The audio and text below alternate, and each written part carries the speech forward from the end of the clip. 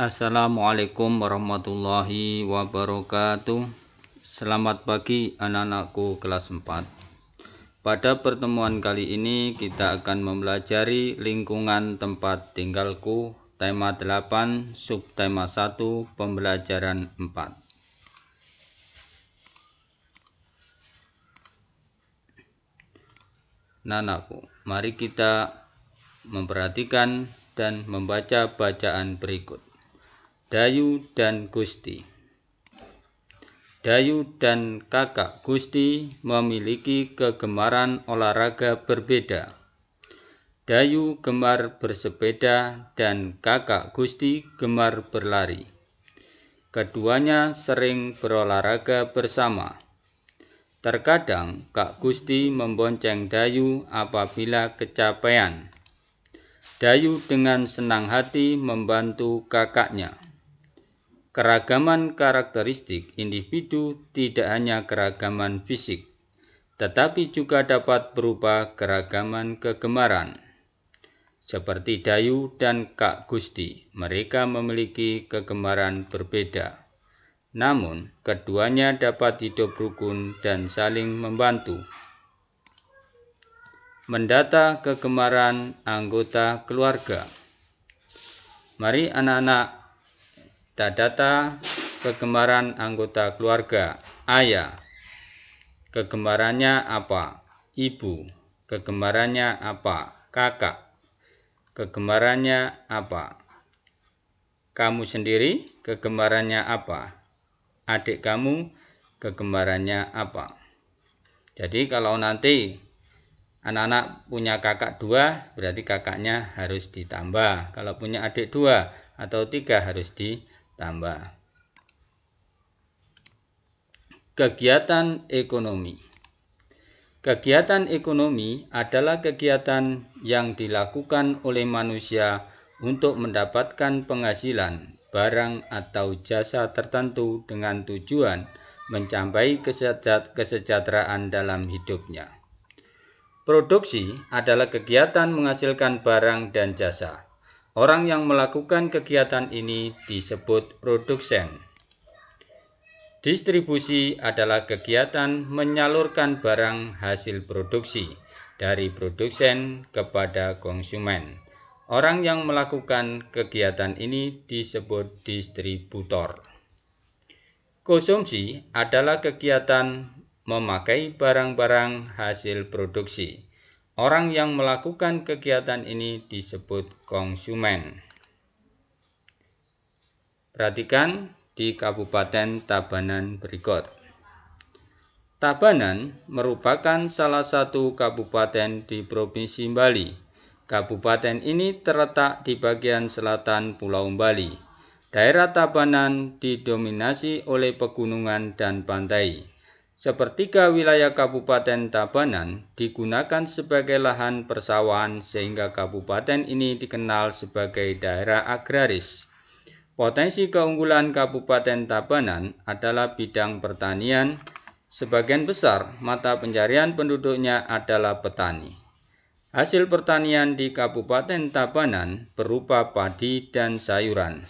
Sayuran dihasilkan di daerah bertopografi tinggi seperti Batu Riti. Hasil sayuran digunakan untuk memenuhi kebutuhan hotel, restoran, dan supermarket di Bali.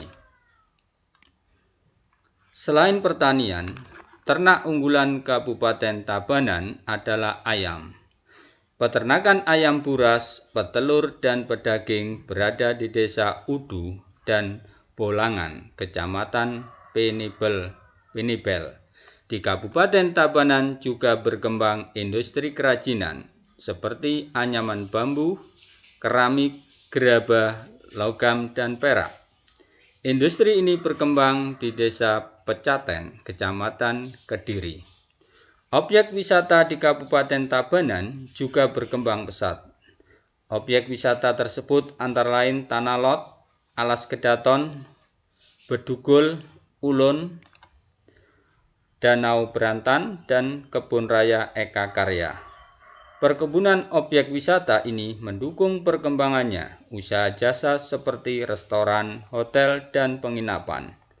Selain dimanfaatkan sebagai objek wisata, potensi kelautan Kabupaten Tabanan juga dimanfaatkan masyarakat sekitar untuk menangkap ikan. Kegiatan ekonomi di Kabupaten Tabanan. Produksi: pertanian sayuran, peternakan ayam buras, ayam petelur, ayam daging, industri kerajinan, pengelolaan objek wisata, menangkap ikan. Distribusi di Tabanan meliputi restoran, hotel, supermarket, tempat wisata. Jenis pekerjaan yang terkait dengan kegiatan ekonomi di Kabupaten Tabanan, produksinya yaitu pertanian, peternakan, nelayan, kerajinan, objek wisata laut. Distribusi yaitu petani, peternak, jasa penginapan, jasa restoran, pedagang, pengrajin, jasa wisata. Konsumsi yaitu restoran, hotel, supermarket, tempat wisata. Ini tempat konsumsinya. Kegiatan ekonomi di daerahmu. Anak-anak setelah tadi mengetahui di Tabanan, sekarang anak-anak bisa mengetahui daerah sendiri-sendiri. Kegiatan ekonomi di daerahmu adalah apa saja di daerahmu? Nomor 2, produksinya apa? Misalkan distribusinya apa? Jenis pekerjaan yang terkait dengan kegiatan ekonomi di Kabupaten Tabanan. Kalau ini kabupaten kamu, ya, produksinya apa? Ini ya daerah kamu. Kemudian distribusinya apa?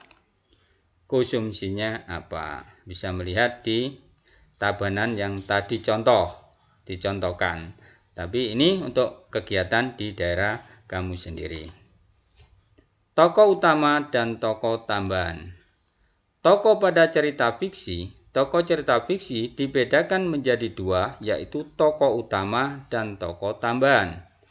Tokoh utama adalah tokoh yang memiliki peran penting dalam cerita, ditampilkan terus-menerus dan mendominasi cerita.